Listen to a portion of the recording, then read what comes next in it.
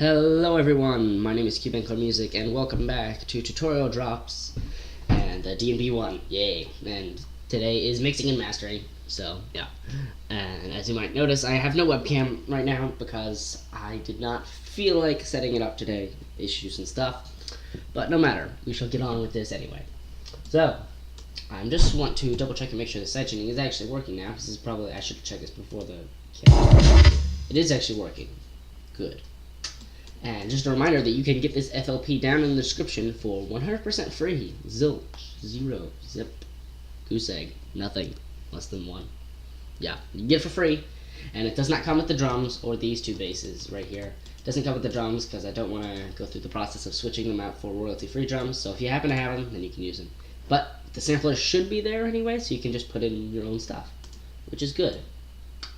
And here's your time to pause the videos if you want to see what these are. The first two are kicks, and these are all cymbals, or acoustic, or synthetic kick and snare, cymbals, realistic kick and snare, toms. And the pattern will still be there for you. So yeah. You know, in theory, I probably should have rendered these out into audio, and then just, you know what, okay, forget it. I should have stated this as a blue package. If you have not heard this drop, I will play it for you right now.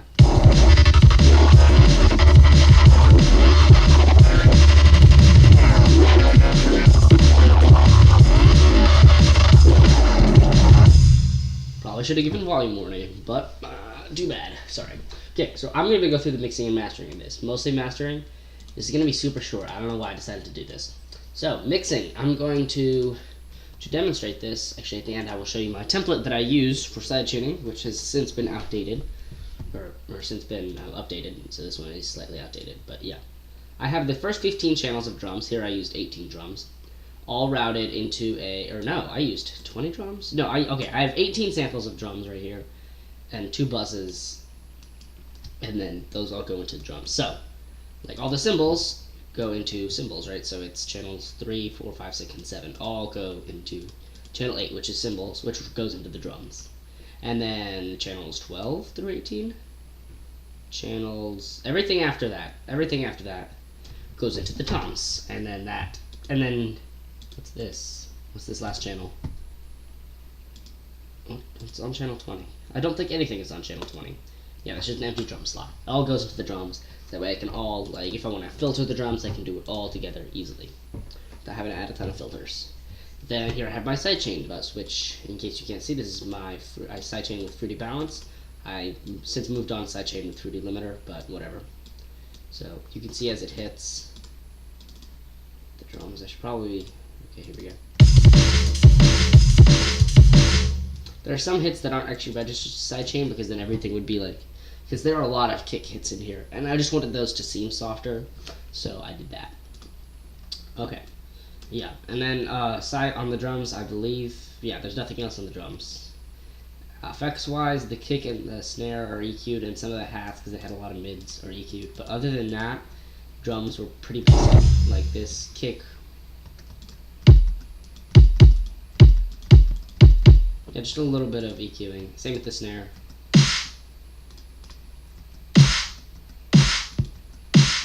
You know, all that basic stuff. A ton of cymbals. And then in our sidechain we have we have balance, and then things that route into the sidechain. All the basses go into the sidechain. And yes, and everything on all the basses. Okay, I'm gonna go through the post of each bass real quick. Here's the first bass. Okay, so it's being EQ'd. And these notch and peak filters are being moved around, are automated, and it's also being distorted. And I believe this was supposed to be automated. I don't know. This is a bit of a weird EQ. And everything on the side chain is having its sub cut. Everything under 250, 200 hertz is being cut. So, because there is in fact a separate sub.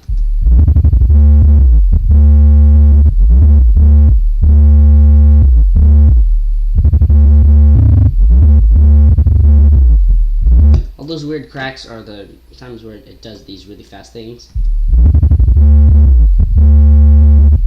Yeah. And stuff like that.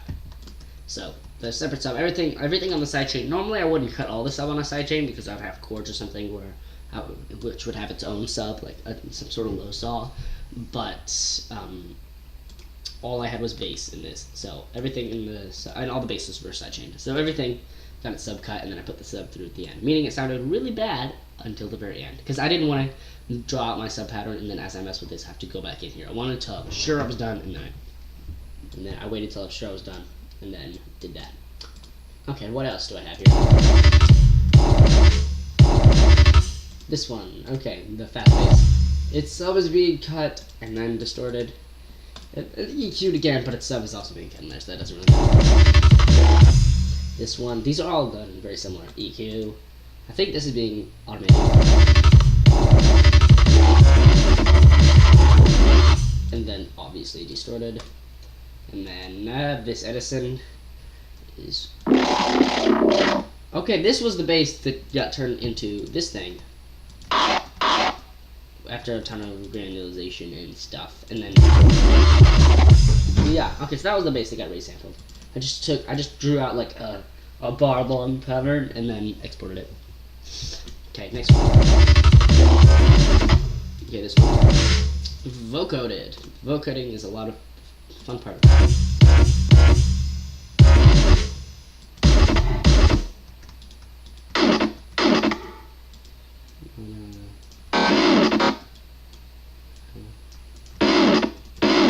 Okay, so vocodecs. It doesn't really do much, to be honest, and there's nothing being automated in vocodecs. This is pretty simple.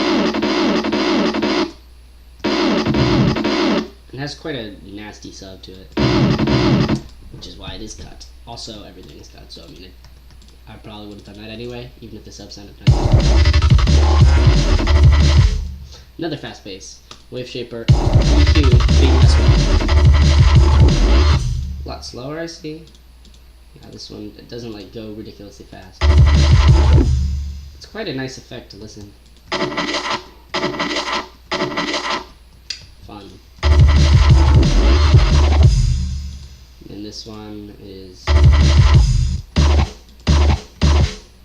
EQ, bandpass, and distortion. A lot of distortion. I like distorting after bandpass, mostly just to bring the volume back up, but to make it more crunchy and fun.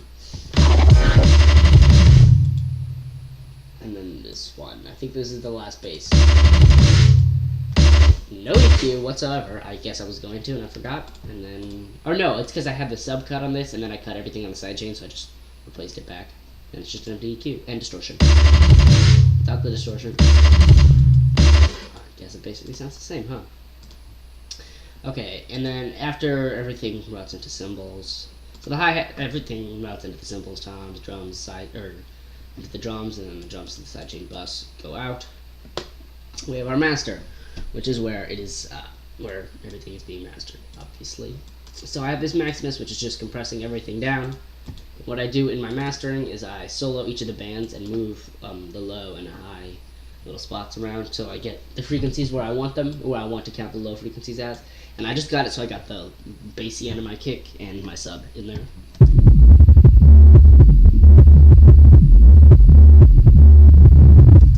So basically all I should be hearing is kick and sub, and so it should sound the same basically.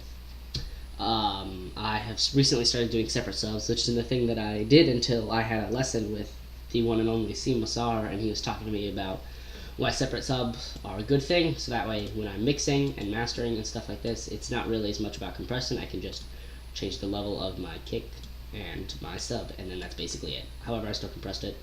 Same with the mids. Moved it around until it sounded right, and the highs. And then the master as well.